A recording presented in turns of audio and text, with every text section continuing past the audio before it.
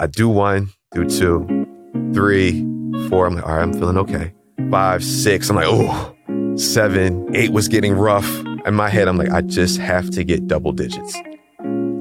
You're listening to Philly Who, the podcast that tells the stories of the doers, thinkers, and performers of Philadelphia. My name is Kevin Schmidlin, and today we're sitting down with Evan Harden, who was just talking about the first time he did 10 muscle-ups in front of a crowd. Muscle-ups are like pull-ups, but way harder. I do 8, I do 9. I was like, oh God. Evan, who goes by OG, is a bar athlete. In other words, he practices calisthenics. It's a rigorous form of strength training where people hang sideways from poles, balance on one hand. Pull-ups and muscle-ups and jumping over the bar. They're flying around. It's a practice that requires a lot of focus. And he found that focus at a very young age when he was caught in a shooting that almost cost him his life. It went through my right arm, back into my right side, bounced off my right rib, and the bullet went down my back and stopped less than an inch from my spine. Years later, OG has recovered and become an advocate for calisthenics. He founded the National Bar League so that bar athletes like him could connect and compete. And he even designed a bar park in South Philadelphia so that kids, adults, whoever could also fall in love with calisthenics. And I thought to myself, damn, if I left that day, what would I be remembered as? And it's a real question that, you ask yourself. Some people ask it way down the line because mortality doesn't hit them. But for me, it happened very early. And I was like, I want to leave something behind. I want to leave a place a little better than I found it. OG's story now on Philly Who.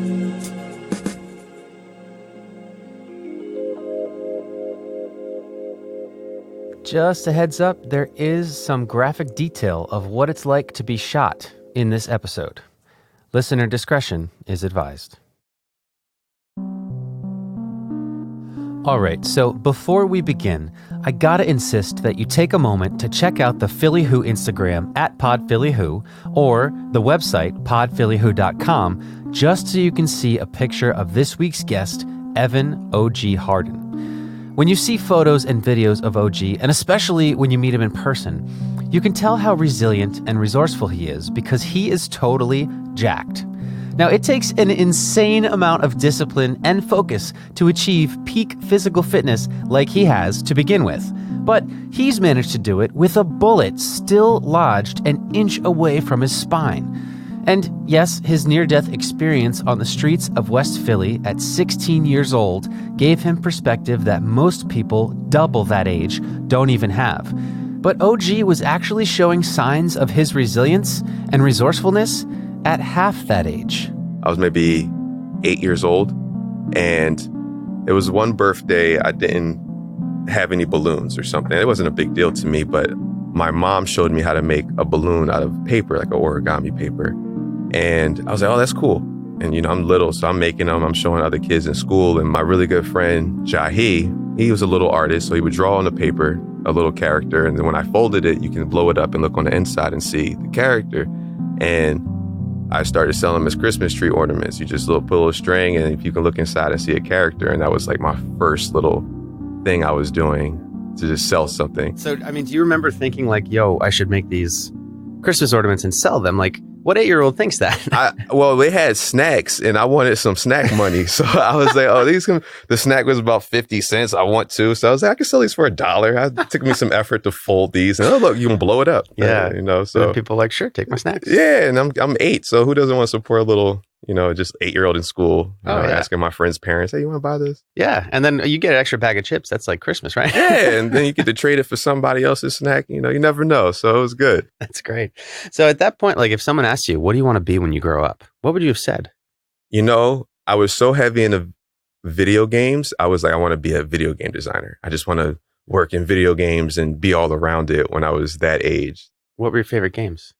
I was into fighting games. So all like Mortal Kombat. A lot of adventure games. When PlayStation dropped, I was all in, but even before Sega games, and I was just always around them. So I thought, I was like, hey, I'm going to definitely be a video game designer or something. So then at what point did that change, that you stopped thinking that you would get into, video games as a profession? I never got heavy into, computer graphics or anything on that side. And then my dad was always the one to tell me, get out the house and go play. So as I got older, it kind of lost this feel for me. I wasn't like pushing that. I wasn't looking for schools with computer graphics or anything. My interest just changed. So that kind of faded away. It was like, I just want to learn about business. Okay. And how did you go about learning about business? So I was fortunate enough to watch my dad go through an entrepreneurial journey. He patented some products. I saw him go from the front porch of our house to having his own manufacturing factory that I helped paint and work out of. And watching him go through those different things and even being able to reflect on the difficulties he may have faced and having a family and starting his own company, I got to see it firsthand. And so I was already kind of mentally prepared and saw the advantages of stepping out on your own. You make your own rules. You do what you want to do. So once I saw that in high school, through college, him doing that, that's what really sparked it for me. Do you remember any specific, things that you saw him do where you're like, wow?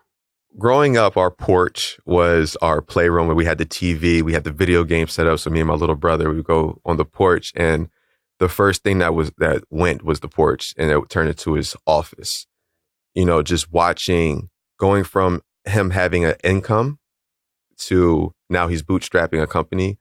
Our lifestyle changed. How we, went about handling things changed. It was very comfortable when he had the job, but going through the sacrifices with him, we all felt it, but nobody really complained. What were the sacrifices? So certain things you were used to aren't there anymore, like vacations. When you go to the store and you're like, Dad, can I get this? The yes doesn't come as fluidly because there's other responsibilities. It was just tough for a moment, but to see it go from the front porch to I was helping paint the factory. There's heavy machinery spitting out things that he's making, and I'm drawing it from the machine.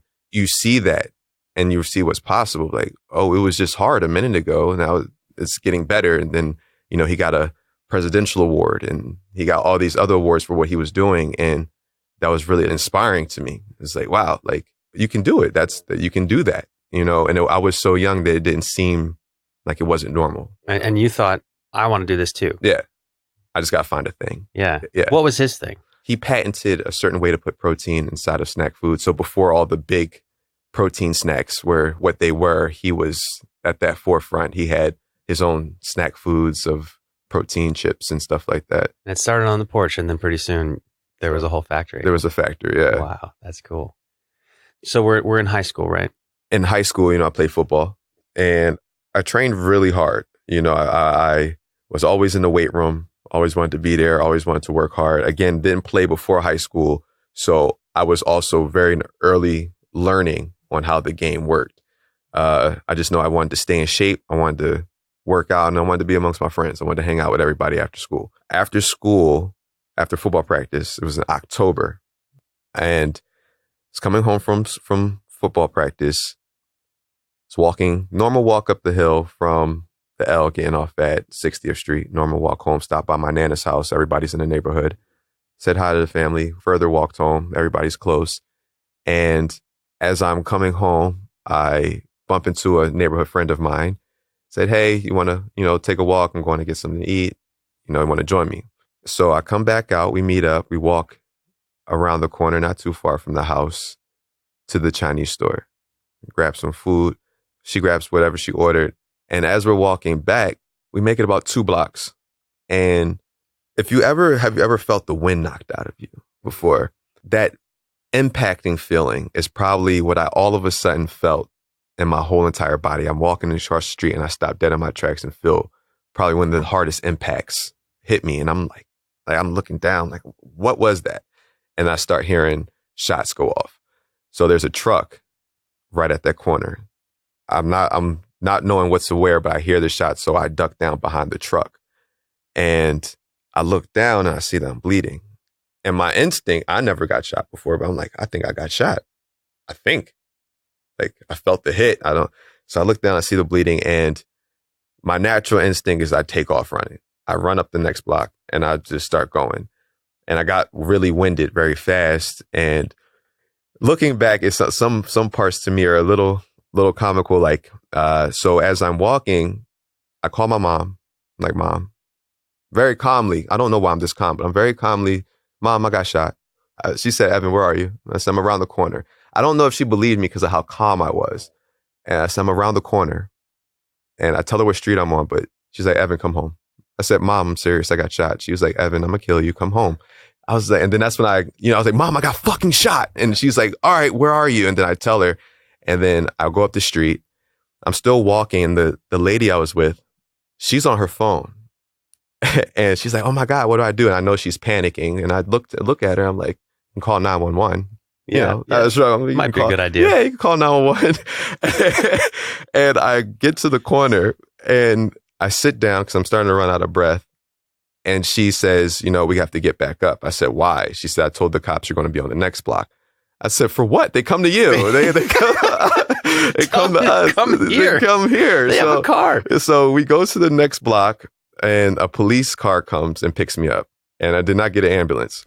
Police cars are very hard and they have this hard bump in the back seat. So I was very uncomfortable laying. You were laying down. I was laying down in the back of the cop car and my mom met at the same time. And this is like, I'm 16. It's probably the first time I ever saw my mom crying. And so I'm like, it's cool. Everything be all right. How did you feel? It's very weird to explain what was running through my head. After seeing my mom cry, I didn't want her sad anymore. I was like, I hope I'm good because I don't want her sad.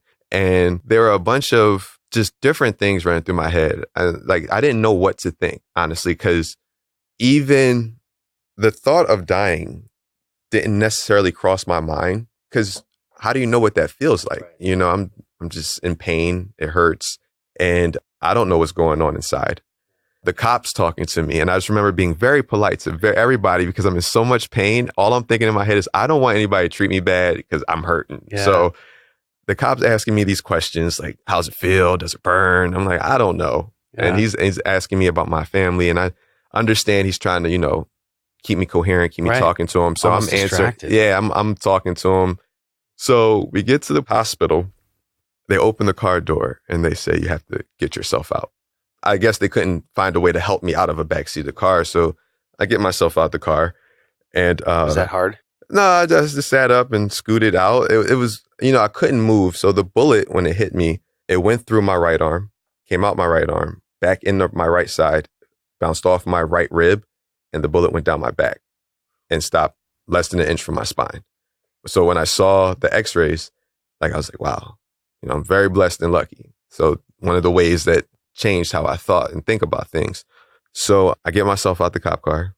I always carry my book bag with me. So if you know me, you see me with my book bag, and I turn back to grab my book bag out the cop car. And he's like, no, don't leave that. And I was like, well, if you're gonna make me get out by myself, I'm gonna grab my stuff. Yeah. I don't know what made me think about that. So I'm bleeding. I grab my book bag and then I hand it to them. And then they pull out the stretcher and they take me in and, I go through the procedure with, there's lights and doctors. And I just remember I didn't want to go through surgery being awake. So every 3 seconds I kept, I'm not asleep. I'm not, like, they were trying to put me out, but I was like, kept opening my eyes. You didn't want to. Whatever they were doing, I just knew there was a bullet. I knew I was shot and I knew they would have to do something. My mind's going to I've seen ER shows and stuff, whatever you're about to do, wait till I'm passed out or something. Yeah. Oh. But one thing they did do when I was awake was they had to drain blood out of my lungs. So when they cut open my side and put a tube in, when they opened that valve to let the blood out, I didn't even realize I wasn't able to breathe until they did that.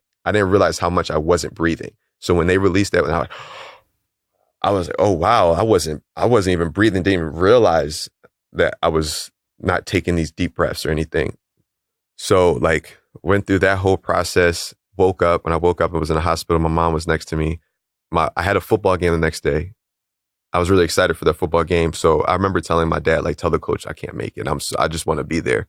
And they dedicated that game to me. They won. And my coaches brought in the game ball. I remember my coach coming in and all I could eat was ice chips. So he comes in and, they're obviously trying to comfort me. And my coach is like, hey, brother, want me to feed you some ice chips? And the thought of a big guy, spoon feeding me ice chips, I was like, I'm okay. Oh, just picturing that. Yeah, I was like, I'm okay. Thank you. That's so great that they offered, though. Yeah, I knew where it came from, but I was like, you don't have to feed me ice chips. Thank you. But so was there a moment throughout this where you were worried for your life? I mean, like I said, maybe growing up in my neighborhood and you just see the things that you see, gun violence is kind of normalized. I was more worried for my family. My mom crying right before that, let you know, like, people will miss you. I was like, I don't want that. So I never thought about myself. Well, I would hate for my mother to go through that, or my family, I still want to be there for my brother and sister and stuff like that. So it never crossed my mind like, oh, I might not make it tonight. So what was the prognosis as this happened? I mean, what did the doctors tell you was going to happen to you? They left the bullet in. They told me it was safer to leave the bullet in than to take it out. It's still sitting next to my spine. They had to, do exploratory surgery on me, open up my abdomen to see if it hit anything else. It didn't. God bless it. It didn't. I was in the hospital for about a week. They told me I couldn't eat food because of the anesthesia. They told me I couldn't eat food till I, passed gas, or so it showed something that my digestive system was working again. So I was like, I can't wait to fart. Like, I'm just so I can have something to eat. It's been like 4 days. So I get home and the anesthesia, all the medicine, all the things blocking the pain were off. Not even consciously realizing that I was on those things to hold off a lot of the pain. So when I got home after about a week, that's when all the real pain from recovery came in.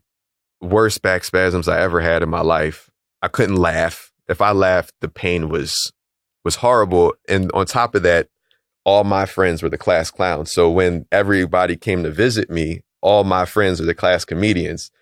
So I couldn't hang out with my friends because they were all cracking jokes. And I laughed, but be in pain. So I remember one night I ended up having to eat outside because my friends were cracking so many jokes at the table. I couldn't. You had to leave the room. I had to leave the room because I couldn't laugh and eat. And I was in so much pain. My mom put on funny movies. They have a weird way of, trying to appreciate that you're still here, Right, but how do you, in a moment like this, you're in so much pain. This has just happened to you.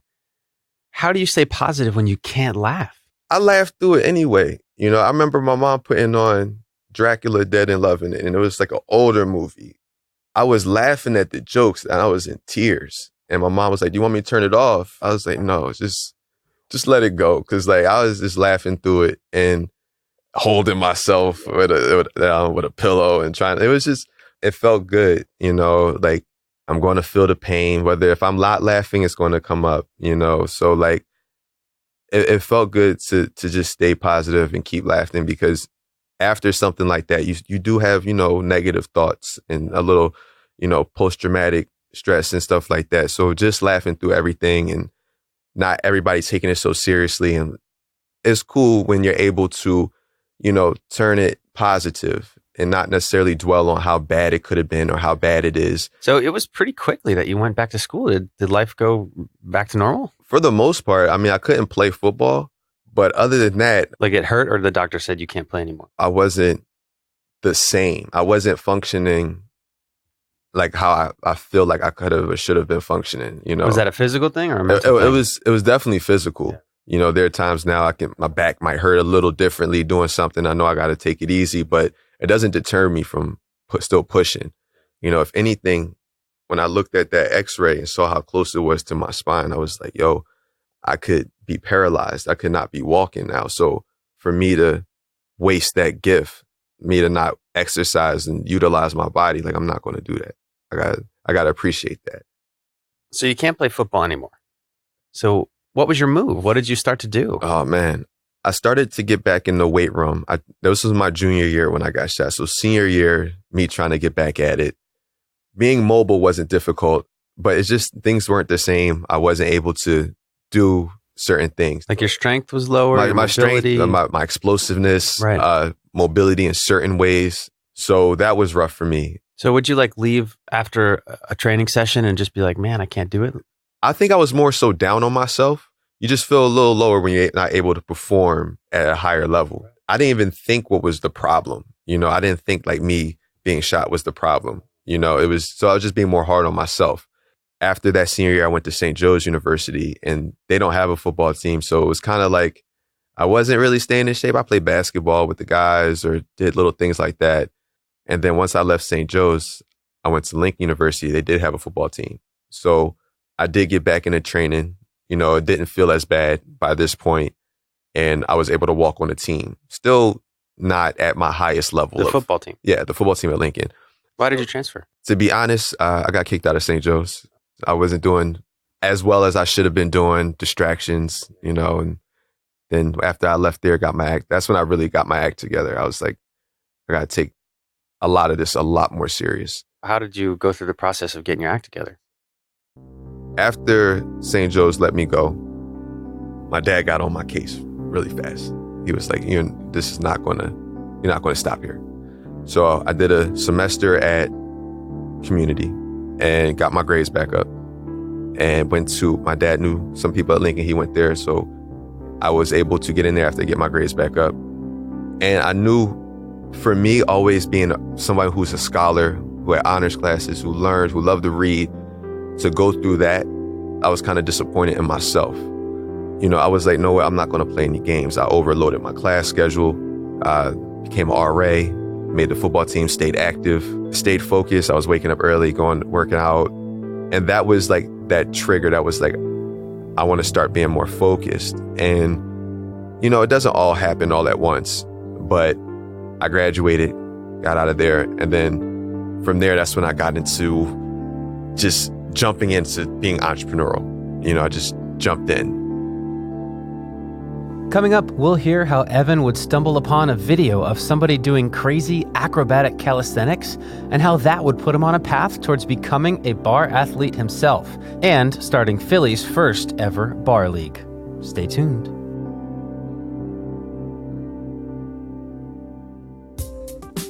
This episode of Philly Who is supported by Pita Chip, the fast casual Middle Eastern restaurant inspired by Syrian street food. It's just like other fast cash spots where you can build your own salad, rice bowl, or wrap, but this one has tasty shawarma, veggies, falafel, hummus, and flavorful sauces and spices. They've got great gluten-free and plant-based options too.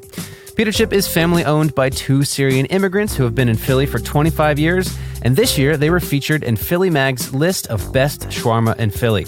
Their 2 locations are on North Broad near Temple, Goals, and on Market Street between Penn and Drexel, right next door to the Philly Who studio. Order pickup or delivery today via pitachipphilly.com or via the Pita Chip mobile app, and if you use promo code PhillyWho, you'll get 15% off your first order. That offer is not valid for catering, which, by the way, they also crush, so hit them up if your office is tired of the usual pizza and bagels.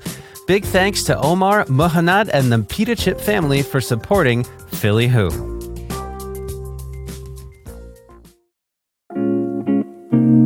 Welcome back to Philly Who with Evan O.G. Harden. Shortly after graduating college, OG wasn't sure exactly what it was that he wanted to do, but he knew he liked doing his own thing, creating his own path. He dabbled a little bit in the business of the music industry, but that didn't fully capture his passion, and he kept searching. At the same time, he also felt a little bored with his workout routine. He didn't really have anything to train for, and lifting weights all the time wasn't really interesting him. Little did he know, he was about to find his calling and his new workout routine where the rest of us go to get rickrolled. I came across this one guy on YouTube, and he was doing these amazing bodyweight skills. And when you see it, to people who just come across these type of things, you say, oh, that's amazing that he can do it, and nothing inside of you says, I want to do that too. What's the process? But for me, when I saw this guy doing dragonflies and human flags and all this other stuff that I was already kind of familiar with, I was like, there's a way to learn and get here. So I took a step back, did a bunch of research.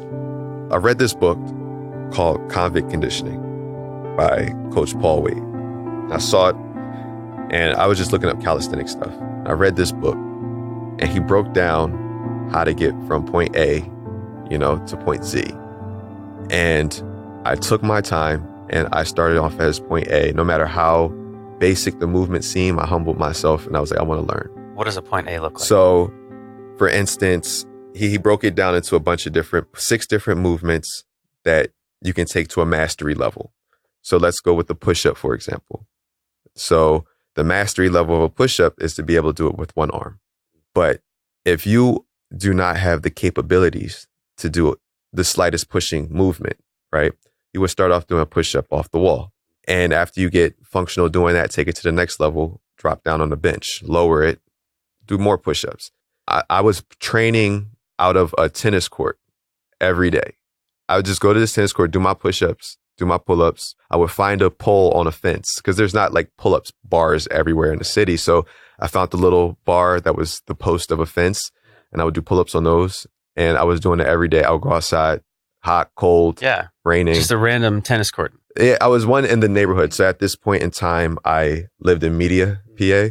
And it was a tennis court near in the neighborhood. And I just go over there and I do all my push-ups. They had a wall. I would do all my squats, and everything I needed was right there. So were there other people around the tennis court? I think for the most part, I was there by myself. I was there by myself, every day, just working on these steps. And what started to become beautiful about it was I didn't use not one piece of equipment this whole entire time. I've never owned a gym membership at any point in my life. I just went to the park and I worked out just like this every day. Hot, cold. I was bundled up. And once I discovered this, it started to become something I really, truly love. Like just that. I was like, I love this calisthenics. I love it. For me, a lot of things weren't possible. I can only do about 3 pull-ups in a row. That's about 235 pounds. A lot of people told me I was too big. You can't do that stuff. You're too big. Look at the gymnasts. They're little. But I just kept going. And what did you love about it? I loved learning how to manage myself. I was confident in my movements. I knew that functionally, if I needed to do something, I could do it. If I needed to pull myself up, I could pull myself up. If I fell, tripped, did anything, I'm so functional and strong in these areas that I started to build more confidence. And I started to do things I didn't think I could do. I was doing more pull-ups. I went from doing 3 to now I'm like hitting 17 to 20 in a row. And I'm like, wow, like I didn't even think this was possible. That led me into the world I'm in now of the freestyle component. When I started doing my research, going on YouTube, watching tutorials, just reading and learning as much as I can about how to do more in this sport. First it was push-ups, and now it's like, I want to do controlled handstands and front levers. And it just keeps growing my interest. So you were watching YouTube videos. Yeah. What were the people doing in those videos? Oh man. So when I came across these guys, the bar stars, the bartenders, all the guys in New York, and you see the guys worldwide, these guys are doing pull-ups and muscle-ups and jumping over the bar. They're flying around. They're holding handstands for incredible times and doing push-ups while holding handstands. And I'm like, oh, so it's a thing. People are doing this. And those guys started to become like celebrities to me. I'm watching their new moves, the moves they come up with, the things they're doing. I'm like, wow, this is awesome. Yeah. I want to be in this culture. Did you have other friends who were into this, or were you just kind of by yourself? I was by myself. And when I was by myself so much, that's when I realized I wanted other people with me. I want a community out here of guys that we get together and we work out. So what I did was I was already a personal trainer. I knew I wanted to build my name up a little more so people can know who I am, so I could get other people to train calisthenics with me. So living in Media, I started doing boot camps at the art museum. It's about 4 or 5 years ago. I started doing boot camps. I would ride my bike from Media, which is a little past Springfield Mall, going up Baltimore Pike, 7-8 miles away, ride it down to the art museum, train, do my boot camp, no matter how many people came. And I did the boot camp for free. And people would come out. Sometimes it'd be 1, sometimes it'd be 10. I was still out there. Would ride my bike down, work out, train, ride my bike all the way back up Baltimore Pike. And then eventually some people did catch wind, and a couple guys were like, oh, you hit the bars. Like, yeah. And so they met up with me at the art museum. We found a little park close by. We started training on the bars, started getting a group together. I left the museum alone because my goal was to find the guys to get on the bars. We started hitting the bars. And from there, that's how the little crew in Philly started to. So what did the bars look like at this park that you found? Oh, so the park, 22nd and Cherry, I believe. Is it Cox Playground? I believe it is. A little tiny one. And it has these little tiny pull-up bars. And, we're watching the guys do tricks in Dykeman on YouTube, flying over these bars. And we're looking at this concrete like, what if we fall? Like how do they do it? Like, what? So we're like, we're making human landing pads for each other, holding our arms out. But we're out there, doing muscle ups and pull ups, and it feels good because we started to finally find other people like us. We started there. We started finding different gyms that had pull up bars, started going to other friends' gyms that had their own little spots with pull up bars, started doing little tricks, doing what we can, practicing what we find on YouTube. That's when I really wanted to start my own Bar Stars chapter because I saw Bar Stars was global. Yeah. So what was Bar Stars? So if you're into freestyle calisthenics, you know about this group. You know about the Bar Stars. You know how, Ed started this, I would say, brotherhood of people who turned to calisthenics to either change their life or because they saw it and they wanted to be a part of it. And it was everywhere. And I was like, I want to start Bar Stars here. I would love if they came here. So I found out they're having a freestyle competition in New York. It's their second one. And I was like, I got to make this. Like, if there's any opportunity, I got to go to this one. We go out to New York. They have the pull-up bar on the stage. And this guy, Ish, he gets on the bar and he does a pull-up. And he throws himself so high in the air that he starts doing bicycle kicks. And that initial movement, seeing it in person, blew my mind. I was like, what? I was like, people can do that? Humans can get that strong? I didn't know. Like, you watch gymnastics, but the bar bounces and, certain other little things. But you're watching this on a hard pull-up bar. And he threw himself in the air and just started, looked like he was riding a bike. He had so much time in the air. And I'm like, wow. Then for their halftime, they had a muscle-up competition. For like the audience? The audience, yeah. Wow. You can hop in. And there was this long line that was gathering. And I know like all these guys train out here and stuff like that. So I'm like, maybe I shouldn't get in line. And a friend of mine, Amy, she came up there with me and she was like, go do it. Her little bit of extra encouragement that, that I needed at the time. And I went up there, got in line. And I just remember there was 3 guys before me.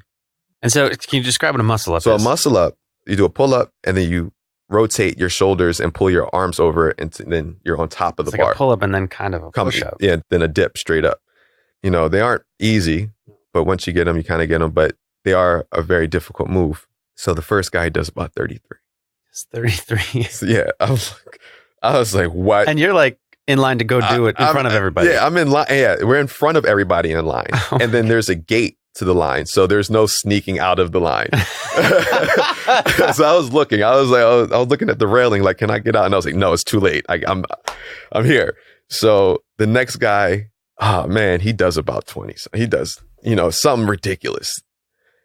Then the guy right before me, he does about 16 to 17. I'm like, geez. How many do you think that you can do? So I right before I did about 9 to 10 for a tryout tape, but I knew this was my chance because when I got to this New York competition, understand all these guys that were there were the guys from YouTube. Oh, the people that you've been inspired by. So, I mean, from working in the music industry, I've met people before, but never really been starstruck. That doesn't click to me. But when I met these guys, I was starstruck. I was like, that's that guy. That's this guy. I seen him on Instagram. Like, I was very starstruck. So I got up on stage. I was like, these guys, I want them to know who I am. I was like, I want them to know that Philadelphia is growing something. So I went up on stage. I grabbed the bar. The guys on the mic hyping up the crowd. I'm like, oh my God. So I do 1, do 2, 3, 4. I'm like, all right, I'm feeling okay. 5, 6. I'm like, oh, I was like 6. It was like, okay. 7, 8 was getting rough. And I'm like, in my head, I'm like, I just have to get double digits. I got to get double digits. I do 8, I do 9. 9 was, I was like, oh God. And then the guy on the mic was like, 1 more, come on. And I'm like, I go for it.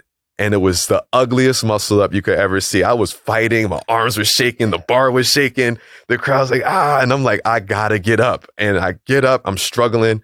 Adrenaline must have been rushing because I got on top and I got that 10. That point on, that's when I started to really know everybody out there. And they knew who I was. And that felt good. How did you feel when you got that 10th? Oh, when I got that 10th one, and then the people that I'm looking to as stars, they're like, oh, good job, man. Great reps. Like, that was good. Like, and I'm like, that felt great coming from these guys. Like, oh, wow. Like, that was just awesome to me, and after I got over that hump, that actually taught me never to really be scared to make those moves again. That was that moment where it was like, you can't do what these guys can do, but you've been training to do something. Yeah. And they were there at some point too. Yeah, they were there, where they were all there. And, you forget that because of how far people come, but we were all there. So I did it and it felt amazing. And so I saw the guy, Ed, who was really, really great guy now, but I went to him. I was like, yo, I want to start a Bar Stars chapter in Philly. How do we do that? Like, how do we get it going? And he said, he still congratulated me on my reps. And he was like, he knew who I was from certain other things I did. And he was like, well, we're not opening the Bar Stars, another chapter right now. And I was like, okay, it happens. That's fair. But the disappointment I felt, saying, oh, I wanted to be a bar star. Like I wanted to, like, that was the thing. So I got back to Philly. I went to my homeboy, the professor. That's what we call him. That's my guy. I was like, damn, they didn't let me be a bar star. It's like, so what? He's like, we here. And I was like, you're right. Start the Philadelphia Bar League. That's us. And we started the Philadelphia Bar League. And in that moment, we started searching for bars. I started campaigning to have more bars out here in Philadelphia, trying to just push it. I wanted this culture to build. And it wasn't even because I wanted money. I wanted somewhere everybody could come to and we could just get together and work out together at the bar, outside. As we're doing this, we're like, all right, how can we get deeper into this culture? So they were throwing a competition in New York called the Call Out. And you get to call somebody out and battle them. Oh. And, me thinking I'm still new in this, it was a joke. And my boy, the professor, called me out. It was like, oh, battle him, OG. And I was like, no, y'all playing because he's amazing. I think he's amazing. That's, when I think of other Philly athletes that do this, I'm like, the professor's amazing.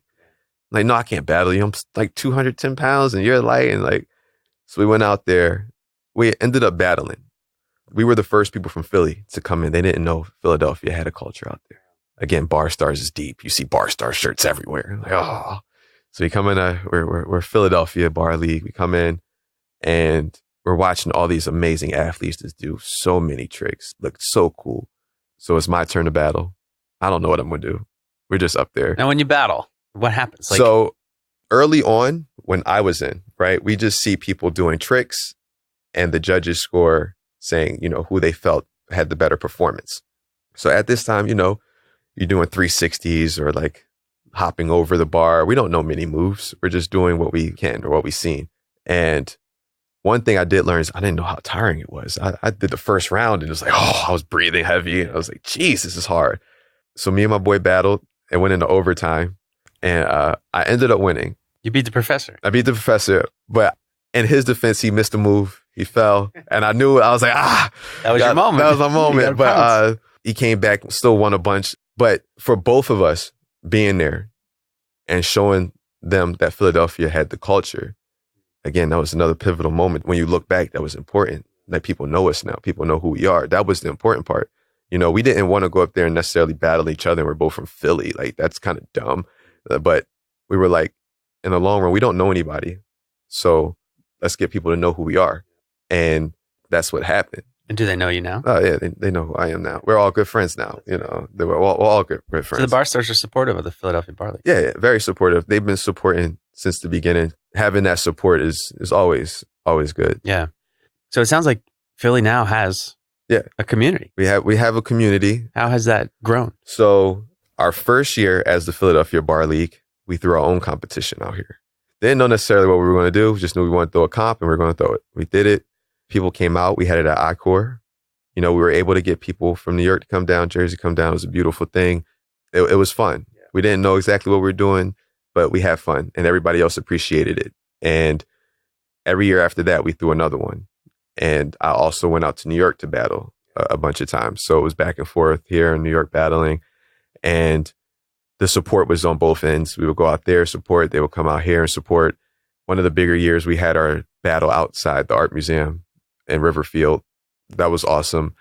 And so we got to this point here when last year we opened up the first bar park in Philadelphia that you can go train, do pull-ups, work out outside for free. Right out. Wow. There's actually a park now outside for this. Yeah, actually a park outside. Where is it?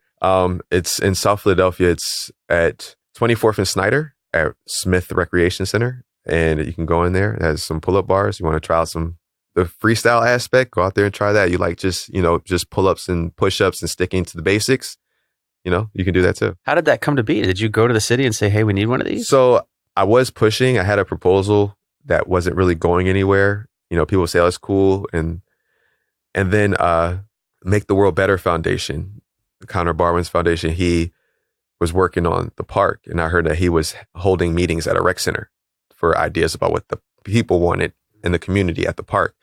And I heard it was the last one. I think they were having like their final wrap up. And I went in there, and there was another gym who wanted the fitness space, and they was trying to put their pitch in. And I was like, damn, I'm a little late. Shit, what do I do? But I went in there anyway with my proposal. And even though I thought it was locked in, I said, let me give my pitch anyway. So I gave my pitch, and it turned out that the community actually preferred mine over that one because they didn't see the other one as conducive to the community.